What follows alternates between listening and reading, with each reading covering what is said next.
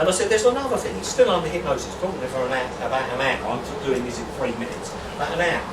I said, there's another thing, there's a newspaper in London that you might have heard of it, it's called the Sunday Times. And I said, it's read by about 500,000 of the richest and the intelligentsia in the UK. And I said, they're all looking for things, and I said, maybe there's a little classified advert that you could put in there asking these people to send you big loads of money over.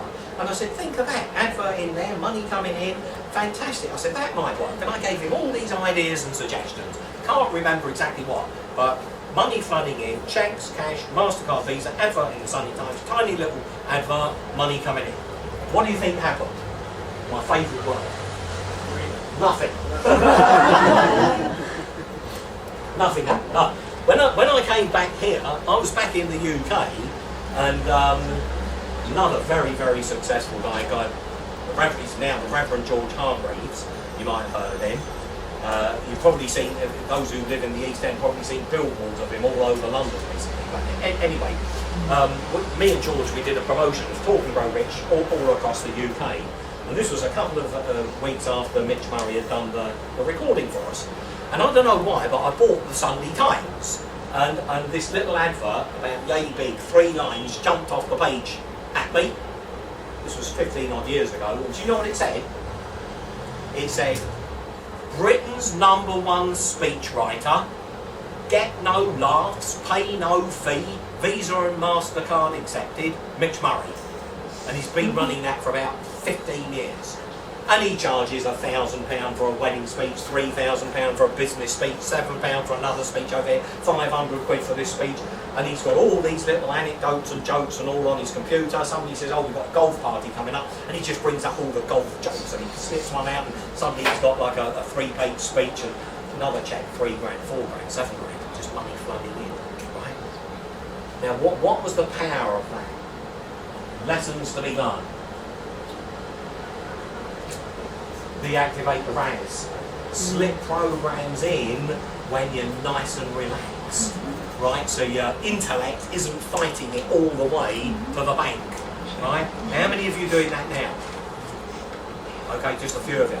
Relaxation is a crucial part of it. So we're going to have to start speeding up a bit now because I know we've got quite a bit to get through yet. So we've talked about inputting programs into the biocomputer.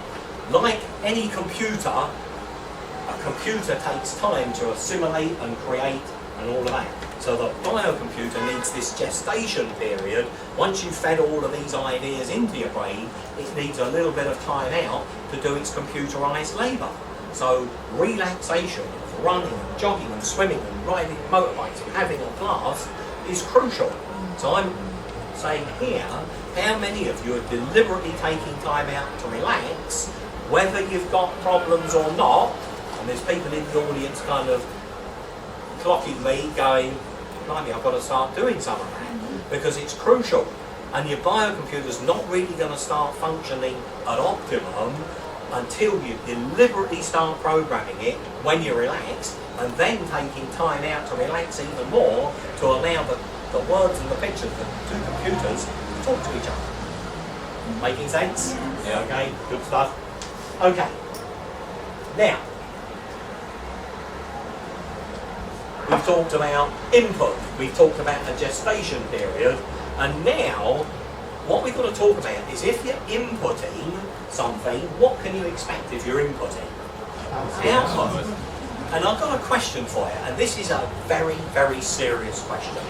How many people in this room are absolutely, acutely aware of the output that their biocomputers is delivering? Acutely aware. Okay, I can see everybody, so out of this whole room, 3 people have put their hands up. 3 people are watching the output of their biocomputer. Now I find that absolutely staggering because I can tell you, at any one time I've got about 5 books on the go. At any one time I've got about 10 clients on the go. I'm a professional problem solver. People come to me to get problem solved. If I wasn't good at solving problems, it'd be a nightmare, wouldn't it? Somebody paid me a big load of money, solved the problem, and I didn't solve it for them. So there's got to be something that I'm doing to actually program my brain to be able to solve that problem for them. So I'm acutely aware of that internal dialogue and those ideas that come during the course of the day for each book, for each client, I capture on words or on the computer, whatever, but that output in effect is all we've got. And I'm saying once you start programming your brain in a correct and proper manner, you've got to start listening to that output. And sometimes, because the internal dialogue is so gummed up with negativity and things that aren't making sense to us, we miss the little gems, right? So that's why this little period of relaxation and meditation and tapping yourself into alpha is a crucial part of what it is that we've got to do, okay? Those of you who have taken notes, make a note of this above everything. Start listening to that internal dialogue. Start listening to the gems and the eurekas. Don't go through life ignoring your biocomputer. It's $1 billion computer. And at the moment, if you're not benefiting from the output from it, you're missing something absolutely massive. Okay? If you start reading, as I have done over the years, hundreds and hundreds of books about creativity, problem solving, creating eurekas, they will all talk about those three things, right? Input, gestation, and output. And I've read hundreds of books. And when I was writing my book, I thought to myself, this is not complete yet. And I wrote another chapter, and I'll tell you the title of the chapter. The title of the chapter was called Invisible Entrapment. The book was finished, and it was just this last, the icing on the cake, called Invisible Entrapment. And I know there's a lot of people in this room, and me, many times in my life, I've had this invisible entrapment. What is stopping me really accomplishing my goals? Okay? Invisible entrapment. And I wrote this chapter over and over again because I really wanted this to be cutting edge, bleeding edge, way ahead of anything else that's out there. Like Talk and Grow Rich was when it came out in 1981, first book to incorporate NLP into it, and loads of other things as well. So I wanted this to be way, way out there. And it was an incredible kind of thing. This invisible entrapment book was the one thing stopping me sending it to the publisher. And I knew something was wrong. Anyway, one day I had two meetings up in Leicestershire. One was at the Eureka headquarters, and then there's a colleague of mine, Muna Pabari, who lives about 20 miles down the road from there.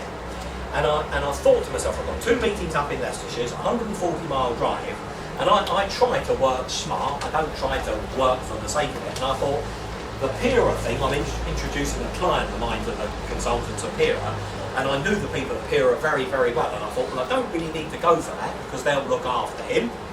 And I thought, Muna, we do our business on the phone and internet, so I don't really need to go for that meeting.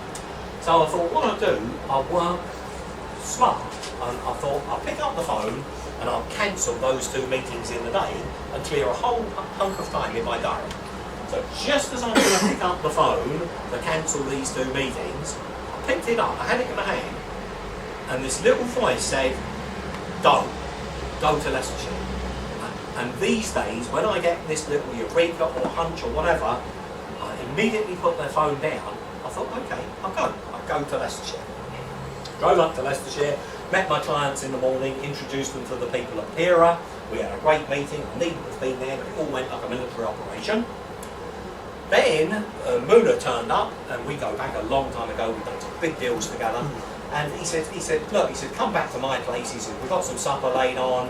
I want to show you some stuff on my computer. So I went back to his place.